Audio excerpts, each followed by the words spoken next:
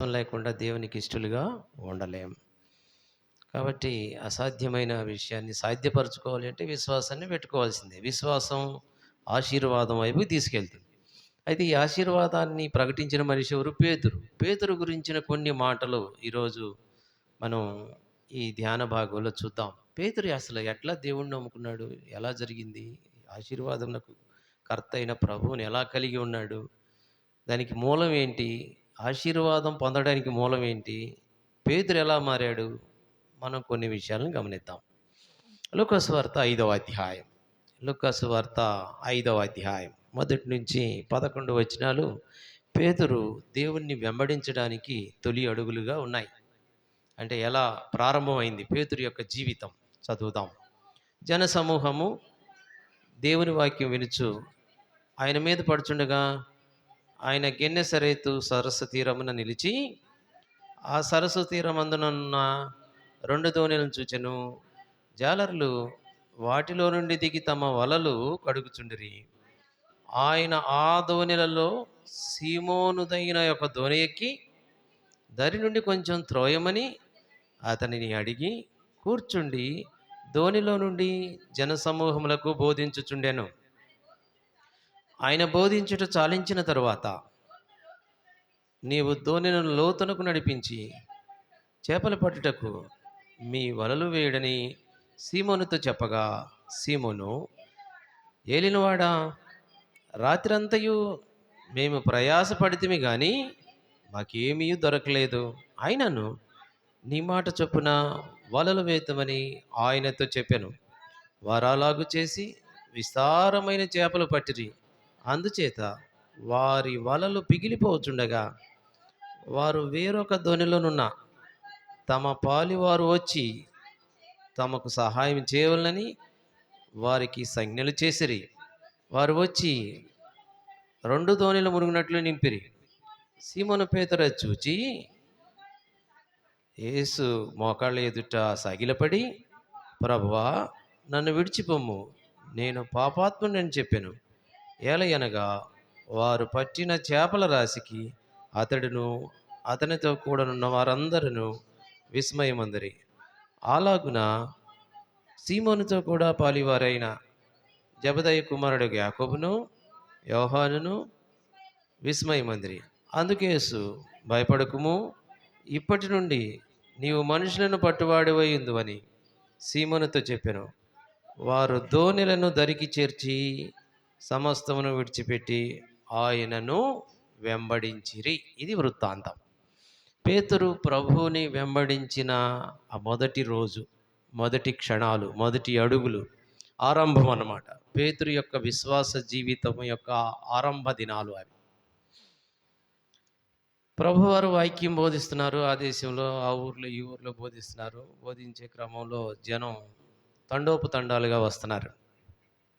వాళ్ళు గుంపు ఎక్కువైపోయింది, మీద పడుతున్నారు. ఈయన ఇంకా ఏం చెప్తాడు, ఇంకేం చెప్తాడు, ఇంకా ఏమి కొత్త మాటలు చెప్తాడు, ఎంత ఆనందకరంగా ఉంటాయో ఆ మాటలు, ఎంత సంతోషంగా ఉంటాయో, ఎంత ఆశీర్వాదకరంగా ఉంటాయి, ఇంకా లోతైన మర్మాలు ఏమైనా చెప్తాడేమో అని ప్రభువారి మీద గుంపులు గుంపులుగా వచ్చి జనం పడుతున్నారు.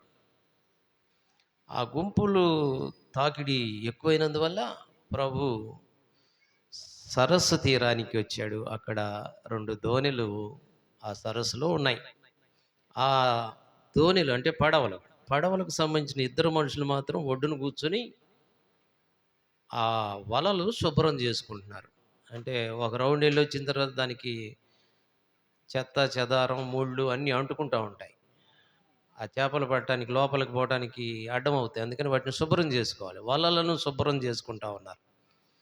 ఆ 2 వలలు 2 దోణిలకు సంబంధించిన 2 మనుషులు అక్కడ వలలు శుభ్రం చేసుకుంటా ఉంటే వాళ్ళల్లో సీమోను పేతురుని పిలిచాడు ప్రభు. సీమోనుని పిలిచి, సీమోను పేతురుని, నీ దోణి నేను ఎక్కుతాను, నీ దోణి ఎక్కుతాను, దోణి ఎక్కిన తర్వాత దరి నుంచి కొద్దిగా లోపలికి తొయ్యి అని అడిగాడు పేతురుని. ఎంత విచిత్రమో! వెంటనే ఆ జనాన్ని చూసిన పేతురు, ప్రభు ముఖాన్ని చూసిన పేతురు ఎట్టి సంకోచం లేకుండా, ఎట్టి అనుమానం లేకుండా, ఈయన దేవుని కుమారుడని లోపల అంతరంగంలో ఏమి మార్పు వచ్చిందో మనకి తెలియలేదు కానీ చేసిన కార్యం కనబడుతుంది. ఆయన దోణి ఎక్కంగానే ఆ దోణిని దరి నుంచి కొంచెం లోపలికి తోసాడు. అంటే సీమోనుదైన దోనె అది. ఎవరి దోనె అది? సీమోనుదైన దోనె. అంటే నీవు ఒక హృదయాన్ని కలిగి ఉన్నావు. హృదయం అనే దోనెలోకి ఆయనను ఎక్కించుకోవాలి. ఇది మొదటి మాట. నీ హృదయంలోకి ఆయన రావాల్సిందే. వస్తే తప్ప ఆశీర్వాదం లేదు. అంటే పేతురు 3000 మందికి బాప్తిస్మం ఇచ్చే అనుభవంలోకి రాగలిగాడు అంటే తొలి అడుగు ఇది. ఆ తర్వాత అదే మాటను ప్రకటిస్తున్నాడు. పట్టుకున్న, కట్టేసిన, నోరు కుట్టేసిన నేను అదే మాట చెప్పాలన్నట్టుగా ఉన్నాడు పేతురు. అంటే ఆశీర్వాదం కొరకు తండ్రి అయిన దేవుడు ఆయనను కుమారుడైన యేసుక్రీస్తుని పంపించాడనే స్వార్థ పేతురు ప్రకటిస్తూ ఉన్నాడు. ఈ ప్రకటించడానికి ముందు అసలు ఆరంభం ఏం జరిగింది? ఆశీర్వాదానికి మూలం ఏంటి? ఆయన వచ్చి అడంలోనే ఎస్ అన్నాడు. వాక్యవనంలోనే ఎస్ అంటూ నేర్చుకో. ఇది ఆశీర్వాదమునకు మూలం.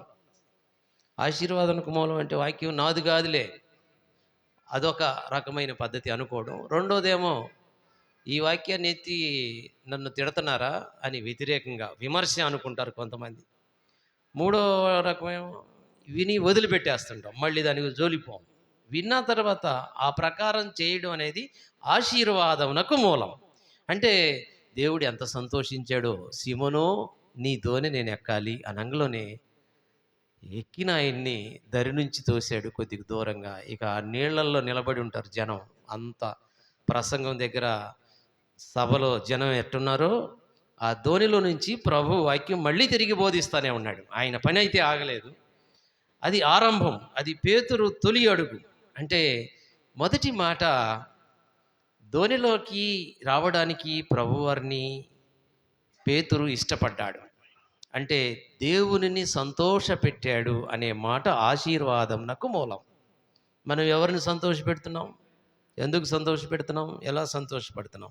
వీటన్నిటికీ ఆశీర్వాదం అనే దానికి దేవుని సంతోషపెట్టడం అనే మూలం మనకు అవసరమైంది.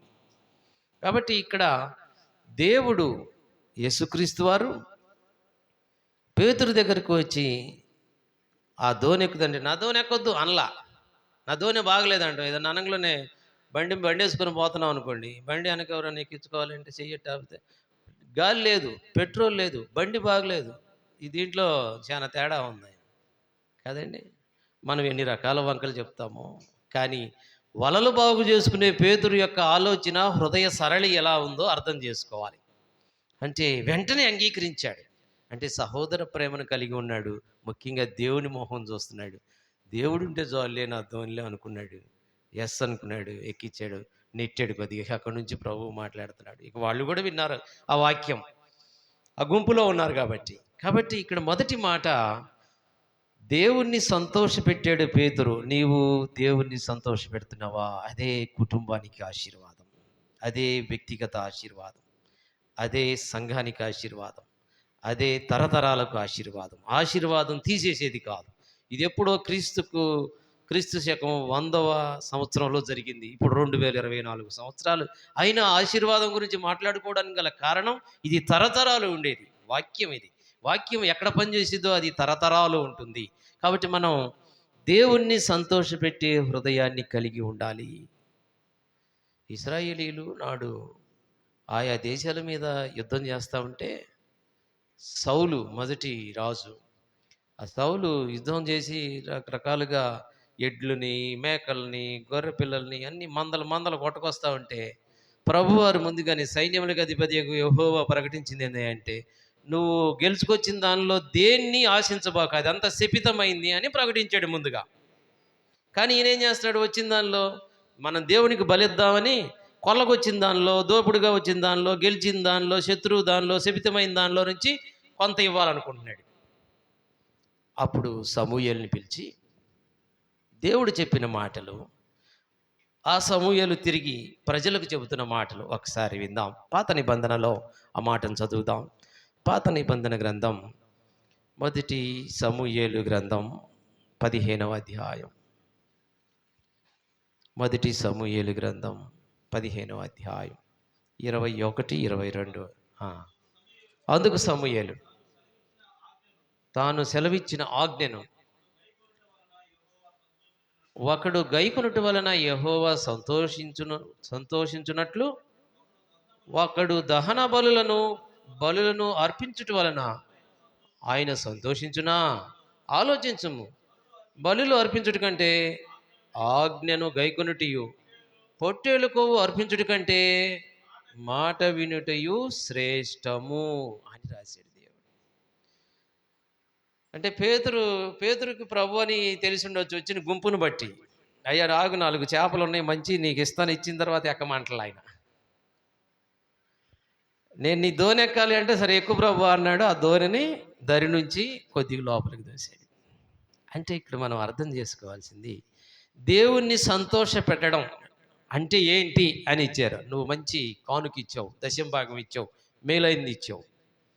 వీటికంటే ముందుగా హృదయములో వాక్యాన్ని కలిగి ఉన్న వాళ్ళ అర్పణను దేవుడు శ్రేష్టమైన దానిగా ఎంచుతాడు. అంటే హృదయంలో వాక్యము లేకుండా, మారు మనసు లేకుండా, ఆయనే ఇది ఇచ్చాడనే ఒక తలంపు లేకుండా, నేను ఇచ్చాను కాబట్టి నా పేరు మైక్లో బాగా రావాలని చెప్పుకునే దానికంటే ప్రభు చూస్తాడు నేనేమి ఇచ్చినా అనే తలంపు ఉంటే తప్ప ఆశీర్వాదమునకు అది కారణం కానే కాదు. కాబట్టి మనం ఇచ్చే అర్పణ, ఇచ్చే బలులు, ఇచ్చే నైవేద్యాలు, మాట ఇచ్చి నెరవేర్చుకోవడం, అసలు ఆయన మాట వినడం పద్ధతికి 2 ప్రాముఖ్యమైన మాటలు అక్కడ ఇచ్చాడు. మళ్ళీ చదువుతున్నాను. అక్కడ మొదటిది, దహన బలులను అర్పించుట వలన ఆయన సంతోషించున. ఆలోచించుము. బలులు అర్పించుట కంటే ఆజ్ఞను గైకొనుటయు, పొట్టేలకు అర్పించుట కంటే మాట వినుటయు శ్రేష్టము. అంటే 2 మాటలు, ఆజ్ఞను గైకొనుట, మాట వినుట శ్రేష్టం. కాబట్టి ఈ 2 పేతురు చేశాడు. మొదటి స్టెప్ అయిపోయింది పేతురు దగ్గర. ఇది పాత నిబంధనలో సైన్యములకు అధిపతియగు యెహోవా సమూయేలుతో చెప్పిన మాట తన ప్రజలైన ఇశ్రాయేలీలతో సౌలు ద్వారా గెలపబడిన తర్వాత పొట్టేళ్ళు కానీ, దాని కొవ్వు కానీ, ఆ బలులు కానీ అర్పించడం అదే మూలం అనుకుంటున్నారు. కానీ ఈ యుద్ధం యెహోవా జరిగించాడు, ఇది నా నా నా సొంత దానిలో నుంచి ఇవ్వాలి కానీ దోపుడు సొమ్ములో నుంచి ఇవ్వకూడదు అనే ఒక అలవాటు ఆ రోజే దేవుడు చేయాలనే ఒక ప్రత్యేకమైన సందర్భాన్ని పేతురు కూడా నిజం చేశాడు. నేను నీతోనే ఎక్కాలి అనంలోనే ఎక్కాడు. ఆయన ఎక్కనిచ్చాడు. సరే ప్రభు అన్నాడు. ఎక్కంలోనే దోణి దరి నుంచి కొద్దిగా దూరంగా తోశాడు. అంటే వాక్యం ఎంత ఉందో హృదయంలో. వాక్యం తెలిసిన ఒక శాస్త్ర ఉపదేశకుడు ఒకసారి ప్రభువుకి ఎదురయ్యి, అసలు ఏముంది ఈ వాక్యంలో, ధర్మశాస్త్రంలో అని ప్రభువుని అడిగితే, నీవు నీ తండ్రి అయిన దేవుణ్ణి ప్రేమించాలి మొదటిది. రెండవది, నిన్ను వలె నీ పొరుగువాన్ని ప్రేమించాలి. ఈ 2 ఆజ్ఞలను, మిగతా 8 ఆజ్ఞలు, మొత్తం 10 ఆజ్ఞలకి అవే మూలం, ఈ 2 అని ప్రభువారు చెప్పారు. ఆ ప్రకారం మనం నడవగలిగితే, ప్రభువుని సంతోషపెట్టే బిడ్డలుగా మనం ఉంటే, పేతురు ఆశీర్వదించబడినట్లుగా మనం కూడా ఆశీర్వదించబడతాం. మనం మనుషులను బట్టే జాలరులుగా మారాలి. క్రొత్త నిబంధనలో పేతురు రాసిన మొదటి పత్రికలో ఏమని ఉంటుందయ్యా అంటే, అక్కడ రాజులైన యాజక సమూహంగా మమ్మల్ని చేసావు, పరిశుద్ధ జనాంగంగా చేసావు, దేవుని బిడ్డలుగా చేసావు అనే మాటలు అక్కడ కనబడతాయి. యాజక సమూహం అంటే ప్రధాన యాజకుడు, ఆయన అయితే యాజకులుగా మనమంతా ఉండే ఒక ఆధిక్యత దేవుడిచ్చాడు. కారణం ఏంటయ్యా అంటే, మొట్టమొదటి ఆజ్ఞ గైకొనుట, రెండవది మాట వినుట. నువ్వు మాట వింటున్నావా? వినాలి అంటే నీతో మాట్లాడాలి. అర్థం చేసుకుందాం. అందరం ఒకసారి తలలు దించబాకండి. వాక్యం చదివేటప్పుడు బైబిల్ వైపు చూడండి. వినడం అంటే ఎవరో మాట్లాడాలి. మాట్లాడాలి అంటే ఎట జరిగింది ఇది? వాక్యం చదువుతూ ఉంటే హృదయంతో వాక్యం మాట్లాడేది. ఇది మొదటిది. వాక్యం చదువుతూ ఉన్నప్పుడు మన అంతరంగం, మన హృదయం, ఈ మాట నాకేనా అని ఆ మాట చదువుతున్నప్పుడు ప్రభువు మాట్లాడింది వాక్యం కాబట్టి, వాక్యం నాతో మాట్లాడింది. తిరిగి నువ్వు దేవుడితో మాట్లాడాలి. అయ్యా నాకు అది కావాలి, ఇది కావాలి, ఇది తక్కువైంది, ఇది ఇబ్బందిగా ఉంది, ఇది నిన్ను మహింపరిచేదానికి నేను చేయాలి అని ప్రార్థనలో అడగాలి. స్తుతించి ప్రార్థించి పొందుకోవాలి. అంటే ఇక్కడ 2 పక్కల అంటే అన్యోన్య సహవాసం అంటాం. ఆయన మనతో మాట్లాడాలి, మనం ఆయనతో మాట్లాడాలి.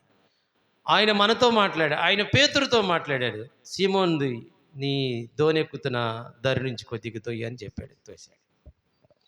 ఇది మొదటి మాట. మనం క్రిస్మస్ సమయంలో ప్రత్యేకంగా చదువుతాం. చక్కని మాట చదువుతాం. అది లూకాసు వార్త మొదటి అధ్యాయంలో మరొక సందర్భాన్ని కూడా జ్ఞాపకం చేసుకుందాం. మొదటి అధ్యాయం లూకాసు వార్త మొదటి అధ్యాయం 38వ వచనాన్ని చదువుదాం. అందుకు మరియ, ఇదిగో ప్రభుదాసురాలను, నీ మాట చొప్పున నాకు జరుగునుగాక. మళ్ళీ చదువుదాం మాట. అందుకు మరియ అంటుంది, ఇదిగో ప్రభు దాసురాలను, నీ మాట చొప్పున నాకు జరుగునుగాక. అంటే పేతురు దీనుడై తగ్గించుకొని విధేయతతో ఎక్కడానికి ఇష్టపడ్డాడు. ఇక్కడ మరియ దూత ప్రకటించిన దాన్ని బట్టి ప్రభు ఏదనుకుంటే అది ఆ మాట నాలో నెరవేరితే చాలు. కాబట్టి అది నిందైనా పర్లేదు, కష్టమైనా పర్లేదు, శోధన అయినా పర్లేదు, ఇబ్బంది అయినా పర్లేదు. మరి పెళ్లి కాలేదుగా నీకు పిల్లలు ఎలా పుడతారు అనే మాట మనసులో ఉండి ఉంటుంది. నువ్వు పరిశుద్ధాత్మ వలన గర్భం ధరిస్తావు, నీ నీ కడుపున పుట్టబోయే సర్వోన్నతమైన స్థలముల్లో ఆయనకు మహిమ కలిగిద్ది, ఆయన పుడితే ఈ భూలోకంలో అని ప్రకటన జరుగుతున్నప్పుడు మరి ఏమనుకుంటుంది? ప్రధానం జరిగింది కదా, పెళ్లి జరగలేదు కదా, ఇది ఎట్లా జరిగిద్ది? దీనివల్ల ఈ ఇశ్రాయేలు జాతి అంతా నన్ను ఏమనుకుంటారు, ఇంటి పక్క వాళ్ళు ఏమనుకుంటారు అనే బాధ లోపల ఉండి ఉంటుంది. కానీ ఏమనుకుంది? ప్రభు మాట చొప్పున నాకు జరిగితే అదే చాలు అని. అంటే దీనత్వం, విధేయత అనే మాటలు పేతురు మరియల దగ్గర మనకు కనబడుతున్నాయి. ఇది దేవుణ్ణి సంతోషపెట్టి ఆశీర్వాదం పొందుకోవడానికి ఒక ప్రత్యేకమైన అడుగు. ఈ అడుగు లేకుండా రక్షణ లేదా మారు మనసు, బాప్తిస్మం, విశ్వాసం, పశ్చాత్తాపం, ఒప్పుకోలు, చివరికి ఆయన స్వాస్థ్యము, ఆయన వారసత్వము, ఆయనతో పాలు, ఆయన ఇచ్చే పరలోక రాజ్యంలో పౌరసత్వం, ఇవన్నీ ఇది తొలి అడుగు ద్వారానే సాధ్యమవుతుంది. కాబట్టి ఆశీర్వదించబడ్డావా అంటే మొట్టమొదటి మాట, మంచిగా ఈ లోక సంబంధమైన విషయాల్లో ఎన్నో ఆశీర్వాదాలు నీవు పొందుకొని ఉన్నావు. అంటే ఈ లోకంలో ఉండే చెడ్డవారి మీదేమి, మంచివారి మీదేమి ఆయన పంపించిన, ఆయన తయారు చేసిన, ఆయన క్రియేట్ చేసిన సూర్యుడు ద్వారా మనకి వెలుగు వస్తుంది.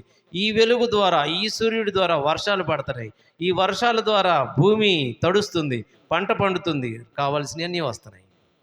అంటే ఒక సూర్యుడిని పంపించి ఆయన చెడ్డవారైనా మంచివారైనా అందరికీ ఒకే రకంగా ఆయన ట్రీట్మెంట్ ఇస్తే నమ్ముకోవాల్సిన బాధ్యత నీది, విశ్వాసం నీది. నీవు విశ్వసిస్తే దేవుడు కార్యం చేస్తాడు. సీమోనుకి కార్యం చేశాడు. మరొకసారి లూకాసు వార్త 5వ అధ్యాయంలోకి వెళ్దాం. 3వ వచనంలో ఆయన బోధించుచున్నాడు అని రాయబడి ఉంది. 3వ వచనం చివరి భాగంలో జన సమూహములకు బోధించుచూ ఉండెను. ఆయన ఎక్కడి నుంచి బోధిస్తున్నాడు? దోణిలో నుండి జన సమూహములకు బోధించుచుండెను. అంటే ఏంటండి దోణిలో నుండి అంటే? హృదయంలోకి వాక్యం అనుకున్నాం. దోణిలో ఎక్కిందెవరు? ప్రభువారు. నీ హృదయంలో వాక్యం వస్తే నీకు ఒక ఆశీర్వాదం వస్తుంది, నువ్వు ఒక సాక్ష్యం చెబుతావు. ఈ ఆశీర్వాదానికి మూలం అది ఆ వాక్యం. వాక్యం చేత నువ్వు అక్కడ ఆగావు, ఇక్కడ నడిచావు, ఇక్కడ ఆ కార్యం చేసావు, ఇక్కడ ఈ పని జరిగింది, ఇది ప్రార్థన చేసుకోవడం వల్ల జరిగింది, ఇది కుటుంబ స్థుతి కూడిక వల్ల జరిగింది, ఇది నేను సాక్ష్యం చెప్పడం వల్ల జరిగింది, ఇది నేను వాక్యం జరుగుకోవడం జరిగింది, ఇది నాలో విశ్వాసం వల్ల జరిగింది, ఇది దేవుడు చేసిన కార్యం అని ఇతరులకు బోధించే విధంగా నీ సాక్ష్యపు జీవితం ఉండాలి. అంటే నిన్ను బట్టి అనేకులు ఆశీర్వాదంలోకి రావాలి, నిన్ను బట్టి అనేకులు రక్షింపబడాలి, అనేకులు ప్రభు వైపుకు మరలాలి. కాబట్టి ఇక్కడ పేతురుకి ప్రభువారు ఎట్ట కనబడుతున్నాడయ్యా అంటే, ఏమని కనబడుతున్నాడంటే బోధకుడుగా కనబడుతున్నాడు. కాబట్టి నీకు బైబిల్ బోధ నువ్వు విన్నావా, సువార్త విన్నావా, రక్షణలోకి వచ్చావా, దేవుడిచ్చే ఆశీర్వాదానికి తొలి అడుగు వేసావా అన్నట్టుగా ఉంది. రెండో మాటను మనం గమనించినట్లయితే అక్కడ 5వ వచనంలో సీమోన్ ఏమన్నాడు? 5వ వచనంలో 5వ వచనం 5వ అధ్యాయం 5వ వచనం, సీమోను ఏలినవాడా అన్నాడు కదండి. పడవెక్కిన తర్వాత ఏమంటున్నాడు? నన్ను ఏలు అంటున్నాడు. అంటే ఆయన నాయకత్వం కోరుకున్నాడు. నన్ను ఏళ్తున్నాడు, ఇంకా ఇబ్బంది లేదు. ఇక నాకేమి ఇబ్బంది లేదు. ఆయన వచ్చి నా దోనిలోనే కూర్చున్నాడు. నాకు ఇంకేం కరువు ఉండదు, నాకేమి కష్టం ఉండదు, నాకు కొరత ఉండదు, నాకు శోధన ఉండదు, నాకు ఇబ్బంది. ఒకవేళ ఉంటే ఆయన ఉన్నాడుగా నాకు. నన్ను ఏలేదే ఆయన, ఏలినవాడా అని పిలిచాడు. బోధించే ప్రభువుని పేతురు ఏమని పిలిచాడు? ఏలినవాడా అని పిలిచాడు. అంటే మనం ఆయన నాయకత్వాన్ని అంగీకరిస్తున్నామా? అంగీకరిస్తున్నామో లేదో నీకే తెలుసు. అంగీకరిస్తే ఆశీర్వాదం, అంగీకరించకపోతే ఆశీర్వాదం కోల్పోతున్నట్టుగా ఉండదు. కాబట్టి ఏలినవాడుగా పేతురు ప్రభువుని గుర్తించాడు. అయితే మొదటి మాట, మొదటి అడుగు, దేవుణ్ణి సంతోషపెట్టి ధోనిలోకి రమ్మన్నాడు. వచ్చాడు, ప్రభు కూర్చున్నాడు, మాట విన్నాడు, శ్రేష్టమైంది. మరియలాగా దాసురాలు అన్నట్టుగా, నువ్వు చెప్పింది నేను చేశానయ్యా అన్నట్టుగా ఉంది అక్కడ చదివిన మన పాఠ పాఠంలో. అంటే ఇక్కడ ఈ 5వ అధ్యాయంలో దేవుని యొక్క బోధంలోనే ఉన్న పాఠం మనకి ఏం అర్థమవుతుందయ్యా అంటే, ఆయన బోధకుడుగా కనబడుతున్నాడు, ఆయన ఏలినవాడుగా కనబడుతున్నాడు. ఇంకా కొంచెం ముందుకు వెళ్తే 10వ వచనంలో అందుకు యేసు ఏమన్నాడో చూద్దాం. అందుకు యేసు, భయపడకుము, ఇప్పటి నుండి నీవు మనుషులను పట్టువాడివైందు అని సీమోనుతో. అంటే భయపడొద్దని ఎవరు చెప్తారు? మనకంటే గొప్పవాళ్ళు, అంటే ప్రభు. ఆయన ప్రభు భయపడకుడి అని చెప్తాడు ఎప్పుడైనా. కాబట్టి ప్రభువుగా గుర్తించాడు, ప్రభువుగా యాక్సెప్ట్ చేశాడు. అంటే పేతురు యొక్క అంగీకారాలు 3 కనబడుతున్నాయి. ఒకటి, ఆయన బోధకుడుగా అంగీకరించాడు, దోనిలోకి రమ్మన్నాడు. రెండోది, వచ్చిన తర్వాత ఏలినవాడుగా ఆయన అన్వయించుకున్నాడు, అనుభవించాడు ప్రభువుని. మూడవదిగా, ఇక ఇక్కడి నుంచి నువ్వు మరి నేను చెప్పినట్టుగా వింటావు, నన్ను వెంబడించాలి అని చెప్పడానికి ముందు, భయపడొద్దు మీరు, ఇక నన్ను వెంబడించండి అని చెప్పాడు. కాబట్టి ప్రభువుగా గుర్తించాడు. పేతురు యొక్క అనుభవాలు 3, ఆశీర్వాదానికి కావలసిన అడుగులు 3. మొదటిది, ఆయన బోధలో నువ్వు వాక్యం విని ఉండాలి. రెండవది, ఆ వాక్యము కిందకి, శిరసత్వం కిందకు, నాయకత్వం కిందకు రావాలి. మూడవది, ఆ వాక్యం ద్వారా నీవు ఏ భయానికైనా తట్టుకొని నిలబడాలి కదా. ఇది ఆశీర్వాదంకు మూలమవుతుంది. కాబట్టి మొదటి మాట, దేవుణ్ణి సంతోషపెట్టాడు. రెండో మాటను చూద్దాం. లూకాసు వార్త 5వ అధ్యాయం 6వ వచనాన్ని చదువుదాం. 6వ వచనం. వారు అలాగ చేసి విస్తారమైన చేపలు పట్టిరి, అందుచేత వారి వలలు పిగిలిపోచుండగా అని రాశాడు కదండి. అంటే మొదటిది దేవుణ్ణి సంతోషపెట్టిన పేతురు. రెండవది, వారు అలాగు చేశారు. అంటే ఏలిన వాడిని కలిగి, అంటే ప్రభువుని కలిగిన వారు పేతురు ఏం చేశారు? వారు అలాగు చేశారు. ఏం చేశారు? 5వ వచనం చదువుదాం. సీమోను అంటున్నాడు, ఏలినవాడా, రాత్రంతయు మేము ప్రయాసపడితిమి కానీ మాకేమీ దొరకలేదు అంటున్నాడు. అయినను నీ మాట చొప్పున వలలు వేసితిమని. కాబట్టి నువ్వు ఎట్ట చెప్పావో అట్ట వలలేసామయ్యా. ఇక్కడి నుంచి గడిచిన రాత్రంతా మేము ట్రయల్స్ చేసాము, అంత రాత్రంతా ప్రయాసపడ్డాం, ఒక్క చేప కూడా పడలేదు. అంటే రెండవ మాట, ఆయన్ని సంతోషపెట్టిన తర్వాత ఆయన ఆశీర్వాదం పొందాడు పేతురు. ఎట్టా? ఆయన మాట విన్నాడు కాబట్టి, ఆయన చెప్పినట్టు చేశాడు కాబట్టి. కాబట్టి మనం కూడా ఏ సందర్భానికైనా, ఏ పరిస్థితికైనా, ఏ ఇబ్బందికైనా, ఏ శోధనకైనా, ఏ ఇరుకుకైనా, ఏ కష్టానికైనా ఆయన వాక్యము చదువుతున్నప్పుడు సంతోషాన్ని పొందే ఆ అనుభవంలో ఉండాలి. రెండవదిగా, ఆయన చెప్పినట్లు చేయాలి. చేశాడు పేతురు. వారు అలాగూ చేశారు. ఎలాగూ చేశారు? రాత్రంతా మేము వలలేసాం. అంటే రాత్రంతా వలలేసామంటే పేతురు నిన్న చేపలు పట్టడానికి వచ్చిన జూనియరా ఏంటి? ఈరోజు మొదలు పెట్టాడా? కాదు. ఆయన చేపలు బట్టి ఆయన వృత్తి అది. కొన్ని సంవత్సరాల నుంచి, తరాల నుంచి వస్తున్న అనుభవం అది. అయితే అటువంటి పేతురు చేపలు ఎక్కడ పడతాయో తెలుసు, ఎంతసేపు వేస్తే పడతాయో తెలుసు, ఏ టైంలో వేస్తే పడతాయో తెలుసు, ఎంత వలతో వేయాలో తెలుసు, ఎంత వేగంతో వెళ్ళి వేయాలో, నిలబడి వేయాలో తెలుసు, అన్నీ తెలిసి ఉంటుంది. చేపలు బట్టి పేతురుకి ఈ అనుభవం ఉంది, చేపలు బట్టి అనుభవం ఉంది. కానీ రాత్రి అంతా వాళ్ళకి ఏమి దొరకలా. అంటే ఇక్కడ మనం దేవుణ్ణి అంగీకరించిన తర్వాత సాతానుగాడు అన్ని బెగబట్టినట్టుగా, ఈ లోకంలో ఉండే ఆశీర్వాదాలన్నీ తీసేసినట్టుగా, ఈ లోకంలో ఉండే కష్టాలన్నీ మీద పడినట్టుగా ఎన్నో ఇబ్బందులు, ఇరుకులు, కష్టాలు, ఇక కాంట్ బట్ట పొజిషన్లోకి వెళ్తారు. దేవుణ్ణి అంగీకరించిన బిడ్డలకు వచ్చే శోధన, ఇరుకు, ఇబ్బంది ఇది. కాబట్టి పేతురికి అట్టి అనుభవం ఉంది. పేతురు అట్టి అనుభవంలోంచి నడిచాడు. పేతురు తొలి అడుగుల్లోనే ఈ అనుభవాన్ని కలిగి ఉన్నాడని వాక్యం ద్వారా మనం నేర్చుకుంటున్నాము. రెండవది, దేవుణ్ణి సంతోషపెట్టిన పేతురికి దేవుని మాట చొప్పున చేసినందువల్ల ఆశీర్వాదం వచ్చింది. విస్తారమైన చేపలు పట్టాడు. విస్తారమైన చేపలు, వలలు పిగిలేంత చేపలు పట్టాడు. ఆ చేపలు పడిని ఎందుకని చెబుతున్నారు వాళ్ళు, వారాలాగు చేసి విస్తారమైన చేపలు పట్టిరి, వలలు పిగిలిపోవచ్చున్నాయి. ఎలాగూ చేశారు అక్కడ మాట చదివాం. మాకేమీ దొరకలేదు, అయినను నీ మాట చొప్పున వలలు వేతుమని ఆయనతో చెప్పాను. ఆయన మాట విన్నారు. కాబట్టి విశ్వాసి ఆయన మాట వింటే ఆశీర్వాదం. దేవుణ్ణి దోణిలో ఎక్కించుకున్న పేతురు మాదిరిలో నీకు వాక్యము హృదయంలోకి వచ్చి బాప్తిస్మ అనుభవం పొందితే నువ్వు ఆయన మాట చొప్పున చేయి, ఆశీర్వాదం వస్తుంది. కుటుంబ ఆశీర్వాదం ఉంటుంది, ఇతరులకు ఆశీర్వాదం ఉంటుంది, వ్యక్తిగత ఆశీర్వాదం ఉంటుంది. ఇబ్బందులు ఉండవు, ఉంటే ఆయనే తీరుస్తాడు అనే ఒక నిశ్చయత ఉంటుంది. కాబట్టి రెండవ మాట మన జీవితాలకు అర్థం చేసుకోవాల్సింది.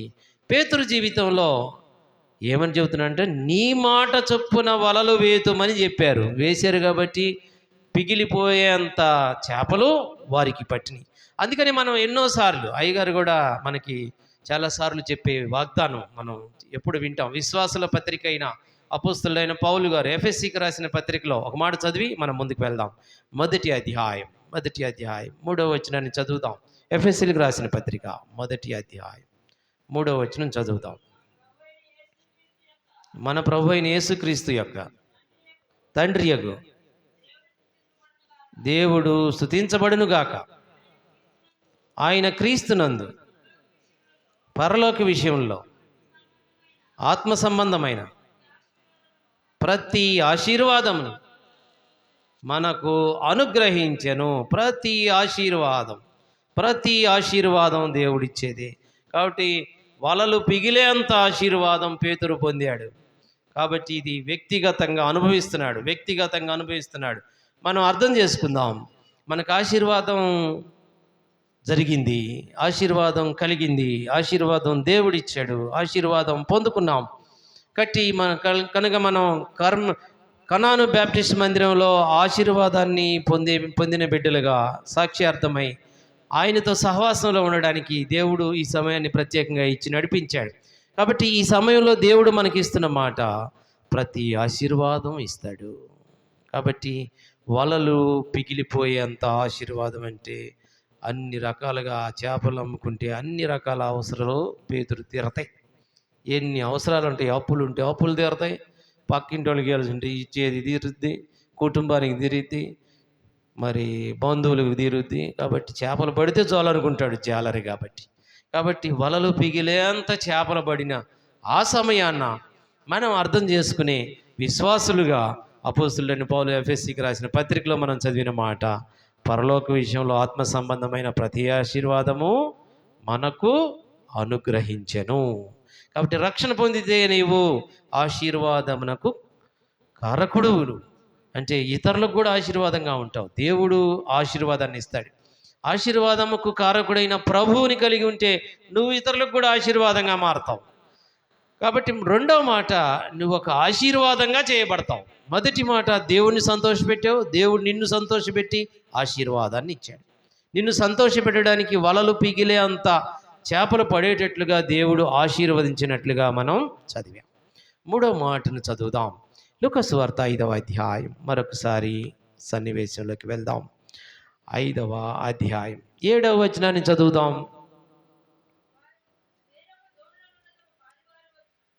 పాలివారు వచ్చి తమకు సహాయము చేయవలనని వారికి సంజ్ఞలు చేసిరి. వారు వచ్చి 2 దోణెలు మునుగునట్లు నింపిరి. కదండి, వలలు పిగిలిపోతున్నాయి. ఇందాక వలలు పిగిలినాయి, ఇప్పుడు ఈ వచనంలోకి వచ్చేసరికి పడవలు మునుగుతున్నాయి. పడవలో మునిగితే ఈ మునిగిని సరిపోక పక్క వాళ్ళ పడవ కూడా తీసుకొని నింపుతున్నారు. సంజ్ఞలు చేసి రాని రాని పడవ రాని ఇటు పడతాని బాగా ఇక్కడ వేసాం మాది నిండింది మీకు కూడా వేస్తారా. ఇది మూడవ అడుగు, మూడవ తలంపు, మూడవ అడుగు. ఆయన ఆశీర్వదించిన క్రమంలో ఒక్కొక్క మెట్టు మనకు అర్థమవుతుంది. ఆయన దోనిలోకి ఎక్కించుకున్నాడు పేతురు, ఆశీర్వదించబడ్డాడు, పక్కోళ్ళకు కూడా ఆశీర్వాదం అయ్యాడు. ఇప్పుడు పక్క పడవ కూడా నిండింది. నిన్ను బట్టి నీ పక్కింటోళ్ళు రక్షణలోకి వచ్చారా? నీవు ఆశీర్వాదం పొందావు. ఆశీర్వాదం నీ సహోదరులకు, నీ పొరుగు వారికి, నీ స్నేహితులకు, నీ రక్త సంబంధికులకు, నీకు బాగా దగ్గరగా ఉండే వాళ్ళకి నువ్వు ఆశీర్వాదంగా ఉన్నావా? పేతురు ఆశీర్వాదంగా ఉన్నాడు. పేతురు అట్లా ఆశీర్వదించబడ్డాడు. పేతురు మాట విన్నాడు కాబట్టి నువ్వు కూడా మాట వింటే అలా ఆశీర్వదించబడతావు. ఆశీర్వాదాన్ని దేవుడు నీకు ఇవ్వాలనుకుంటున్నాడు. ఇతరులకు ఆశీర్వాదంగా ఉండాలి అంటే పక్కోళ్ళకి సంజ్ఞలు చేసి పడవ రాని రాని అని పిలిపించుకొని ఆ పడవ. మూడవ మాట, పేతురు ద్వారా దేవుడు ఇతరులను కూడా ఆశీర్వదించాడు. పక్కనే